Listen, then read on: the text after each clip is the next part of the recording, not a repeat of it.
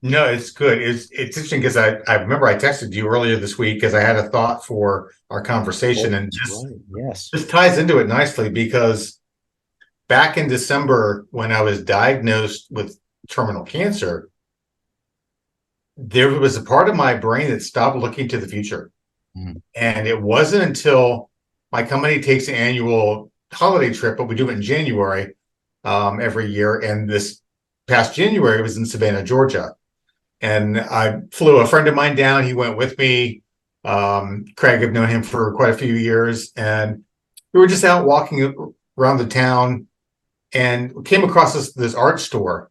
And I bought a print while I was there. And we walked back to the hotel room to drop our stuff off because we're going to dinner with coworkers later that night. And it clicked in me that that was the first thing I had done with a future in mind for myself because I just shut it off. mm, And the verse out of Jeremiah that comes to mind when I made that realization back in January, for I know the plans I have for you, declares the Lord, plans to prosper and not to harm you, plans to give you hope and a future. mm, And I'd forgotten that. mm, For a brief moment in time, for a couple of months, I had resigned myself to the fact that I have no future. mm, So why buy myself anything, or why put forth any effort to plan beyond today? mm. Because I Wow. just felt that there was nothing to plan for.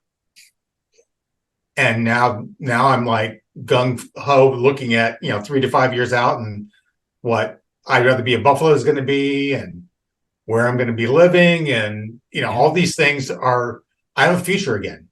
Yeah. I've always had a future with the Lord. So that's the good thing. Whether I die tomorrow, my future will be in eternity. So that's, you know, Yes. blessing beyond belief. But That's I can now look towards the future in a way that I had shut off for myself late last year.